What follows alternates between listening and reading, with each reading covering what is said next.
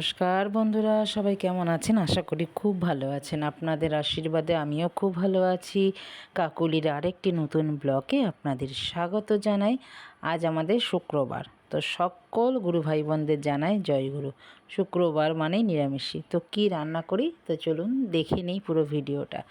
ডাল আমি গাছের ডাঁটা দিয়ে, বাগান থেকে একটা বড় ডাঁটা তুলেছি, সেই ডাঁটা দিয়ে আমি ডাঁটার ডাল তৈরি করে নিলাম।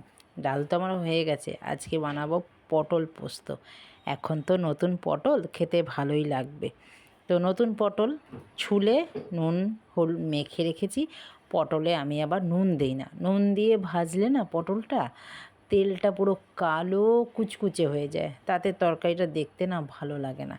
গাছের একটা ভেন্ডি ছিল, ভেন্ডিটাও দিয়ে দিলাম, যেহেতু পটল পোস্ত করব বলে ভেন্ডিটা দিয়ে দিলাম ওই তেলের মধ্যেই কালো জিরে। পটল পোস্ত, ভেন্ডি পোস্ত, ঝিঙা পোস্ত সবাই খান, আমিও আজকে নর্মাল একদম সিম্পলভাবে রান্না করে নিচ্ছি। আমার মা যেমনি রান্না করতো, এটার মধ্যে আমি কিচ্ছু দেব না, শুধু পোস্ত বাটাটাই দেব। পোস্তর সাথে আর কিছু যায়ও না, কোনো মশলা, শুধু পোস্ত কাঁচা লঙ্কা দিলেই হবে। দেখুন আলুটা আমার লাল লাল করে ভাজা হয়ে গেছে। দিয়ে দিলাম একটুখানি স্বাদ অনুযায়ী হলুদ আর নুন, দিয়ে একটু লঙ্কা দিলাম, কাঁচা লঙ্কা বাটাই দিলাম, তবে না একটু গ্রেভিটা বেশ ভালো হবে। একদম ভাজা ভাজা করে নিচ্ছি। দেখুন এইভাবেই কিন্তু আমি পোস্তটা রান্না করি। আপনারা কিভাবে পোস্ত রান্না করেন? পোস্ত রান্না করতে খুব একটা আমি পারি না, ওই যেরকম মাকে দেখেছি সেরকমভাবেই আমি বানাই। পোস্ত আমরা সচরাচর খুব একটা খাই না। আমার বাপের বাড়িতেও দেখতাম পোস্ত খেত না। ওই 9 মাসে 6 মাসে একদিন হয়তো এরকম পটল পোস্ত, ঝিঙা পোস্ত, আর না হলে চিংড়ি মাছের মালাইকারি করলে তাতে একটু পোস্ত দেওয়া হতো, ওই জন্য পোস্তটা আমরা এইভাবে খেতাম। তো আমরা পোস্ত তো খাই না, যেহেতু আমরা বাঙাল, খাই না আবার খাই, ভালো লাগে, আমার তো খুবই ভালো লাগে। তো আমি দিয়ে দিলাম পোস্ত বাটাটা, মিক্সিতেই বেটে নিয়েছি যেহেতু অল্প পোস্ত। তো দিয়ে একদম ভালো ভালো করে এবার নাড়বো। দিলাম একটু সামান্য চিনি, যেহেতু এটা নিরামিষই, এবার ঝাল দিলে এর মধ্যে আমি দিতাম না, আজকে দিলাম। অনেক সময় আমি অনেক তরকারিতে সামান্য মিষ্টি দেই ব্যালেন্সের জন্য। এই দেখুন আমার একদম গ্রেভিটা থকথকে হয়ে গেছে, তেলও ছেড়ে এসছে। এবার আমি পটল আর ওই যে একটি ভেন্ডি ছিল সেটা আমি দিয়ে দিলাম। আমার পটল পোস্ত কিন্তু রেডি হয়ে গেল। কেমন হলো দেখুন তো, আমার হয়ে গেছে। চলুন নামিয়ে নিই। এবার আমি আলু ভেজে নিই। আমার মেয়ে আবার আলু ভাজা ছাড়া তো খাবে না। আমার মেয়ে তো আবার অনেক রকমের সমস্যা, পটল খায় না, পটল পোস্ত খায় না, অনেক কিছুই খায় না। তো আমরা কিন্তু খাই। তো ওকে আবার খায় না বলে যে খুব ঝামেলা করে সেটাও তো না। তো ওকে একটু কড়কড়া করে আলু ভাজা করে দিলে পরে সে আলু ভাজা শুধু আর ডাল দিয়েই ও খেয়ে নেবে, মুখে কোনো সাড়া নেই আর। তো চলুন যেই দেবতা বলে না, যেই দেবতা যে ফুলে তুষ্ট থাকে তাকে সেই দিয়ে পুজো দিতে হয়, তো সেই রকমও আমিও করলাম আমার মেয়ের জন্য। ওকে দিয়ে দিই ভাত, ডাল আর আলু ভাজা, ও একদম তৃপ্তি করে খাবে। চলুন, হয়ে গেছে, এবার আমিও একটু খাই। আমি কি দিয়ে খাবো দেখেছেন? আমি আজকে নিয়েছি উচ্ছে সেদ্ধ। এই রকম কে কে খেয়েছেন আমাকে জানাবেন তো।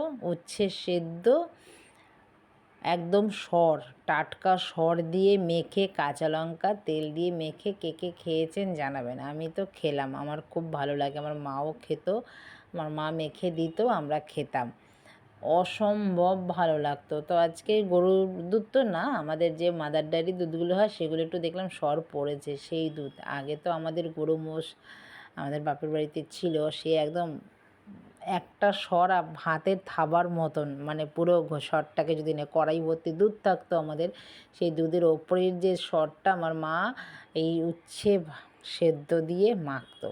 ওহ, সেই স্বাদ এখন আর কোথায় পাই বলুন? ওই স্বাদ এখন আর নেই, যা খেয়ে এসেছি এখন আর সেই খাওয়া নেই। তো আমার মেয়েকেও কিন্তু আমরা সেরমভাবে খাওয়াতে পারি না, আমরা যেইভাবে খেয়ে এসেছি। তো আমার মেয়ে কোথায় পাবো এত কিছু বলুন? আমাদের নিজস্ব গরু মোষ ছিল, দুধ কড়াই ভর্তি ছিল, সেগুলো খেতাম। তো এখন তো এইসব নেই, তা খাওয়াবো কী করে? আমার বাবা ইলিশ মাছ আনতো এই বর্ষাকালের দিনে, একটা ইলিশ মাছের ওজন ছিল 2.5 কিলো। সেই ইলিশ মাছ আর কোথায় দেখি, পয়সা থাকলেও সেই রকম ইলিশ মাছ আর কিনতে পাওয়া যায় না। বাবা যা খাইয়ে দিয়ে গেছে এখনও সে রাখা আছে শরীরে। তার জন্যই এত কাজ করতে পারি, এত মাথা ঠান্ডা রেখে সব কিছু মেনটেন করে যাচ্ছি।